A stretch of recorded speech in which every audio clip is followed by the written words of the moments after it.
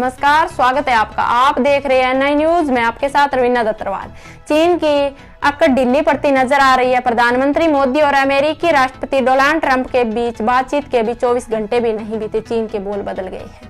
अपनी सेना को युद्ध का फरमान सुनाने वाले चीनी राष्ट्रपति शी जिनपिंग की ओर से सुलह की बात की जा रही है।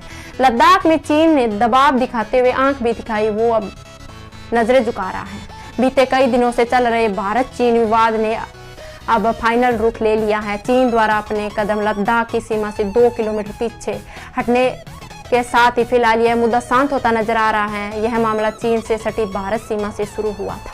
हालांकि चाइना ने सिक्किम के बॉर्डर पर तैनात की सेना को अभी पीछे हटने के आदेश नहीं दिए हैं और सिक्किम से लगी सीमा पर भारत और चीन की सेना तैनात है। दरअसल मामला यह है कि चीन ने लद्दाख के बॉर्डर से लगे हुए पेगाम के पास सड़क को लेकर मामला शुरू हुआ था और चीन सेना अचानक ही अपने तंबू लगाकर रहने लगी। इन हालातों को देखते हुए भारतीय सेना भी इस सेक्शन पर रिएक्शन देते हुए अपने तंबू वही लगाकर तैनात हो गई।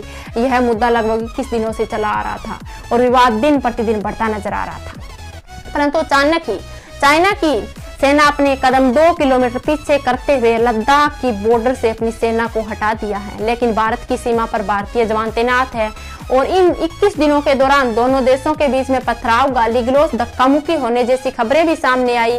हालांकि इन घटनाओं से दोनों ही सेनाओं के जवानों को कोई हानि नहीं पहुंची और यह चाइना बॉर्डर पर सड़क बनाने की योजना कर रहा था, वही अब भारत की मोदी सरकार ने उस जगह भारत की सीमा में रनवे बनाने की घोषणा कर दी है। इतना ही नहीं, लद्दाख ने LAC पर भारत और चीन सेनाओं के बीच चल रहे तनाव के बीच भारतीय एयरफोर्स और दक्षिणी कश्मीर के बीच बोहरा क्षेत्र में राष्ट्रीय राजमार्ग NH 44 से 3.5 से 5 किलोमीटर रनवे का निर्माण शुरू कर दिया है और इस रनवे को बनाने का मकसद आपातकालीन स्थिति में फाइटर जेट के लिए किया जाएगा और यह आपातकालीन रनवे कश्मीर में महत्वपूर्ण भूमिका निभाएगा। और भारत की तरफ से उठाए गए इन कदमों से चीन घबरा गया और चीन की तरफ से कुछ तस्वीरें सामने आई थी जिसमें रात को अंधेरे में चीन सेना युद्ध की तैयारी में जुटी थी। किंतु अचानक चीनी सेना द्वारा पीछे हटे कदमों के पीछे प्रधानमंत्री मोदी की कई रणनीति है और इसमें भारत सरकार द्वारा उठाए गए कदम भी शामिल है।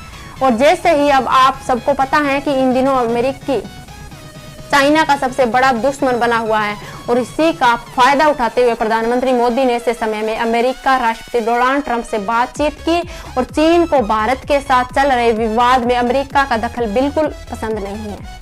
और इसी मामले में चीन के विदेश मंत्रालय के प्रवक्ता का बयान सामने आया। उनका कहना है कि अब भारत चीन सीमा पर स्थिति नियंत्रण में है। चीन और भारत के पास इसी समस्या को सुलझाने के कई तरीके भी हैं। विदेश मंत्रालय ने कहा कि हम इसे बातचीत से हल कर सकते हैं और इसके लिए हमें किसी तीसरे की जरूरत नहीं है।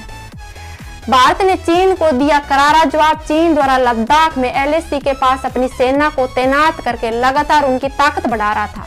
तब भारत द्वारा उचित कदम उठाते हुए तुरंत कार्रवाई की और भारत की सीमा पर 5000 सैनिक भी तैनात कर दिए। और भारत सरकार ने चीन को साफ कह दिया कि अगर वह मामला बातचीत से नहीं सुलझा तो हमारी तरफ से दूसरे विकल्प भी तैयार है और किसी भी हालात में भारत झुकने वाला नहीं है। और चीन की सभी उम्मीदें फेल हो गई। चाइना लद्दाख की सीमा से लगातार आगे बढ़ने की फिराक में नजर आ रहा था। तब भारत ने चीन का डटकर सामना किया और चीन की उम्मीद कर रहा था कि भारत पर लगातार दबाव बनाने से भारत अपना LAC पर निर्माण कार्य रोक देगा। लेकिन भारत ने साफ कर दिया कि ना तो भारत यह कार्य रोकेगा और ना ही किसी तरह के दबाव में आकर घुटने टेकेगा। और इस तरह भारत ने चीन की उम्मीदों पर पानी फेर दिया है और आगे की तरफ से मिसाइल बने। प्रधानमंत्री मोदी ने चीन की तरफ से दबा रहे तनाव के बीच प्रधानमंत्री मोदी ने खुद आगे आकर उन्होंने शीर्ष सैन्य अधिकारियों के साथ मीटिंग कर हालात पर बातचीत की। इस तरह प्रधानमंत्री मोदी आगे आकर एक मिसाइल बने। इतना ही नहीं, PM मोदी ने अपनी चीन की सीमा पर अपने डोकलाम टीम को तैनात किया जिसमें डोकलाम के वक्त विवाद हल किया। आप देखते रहिए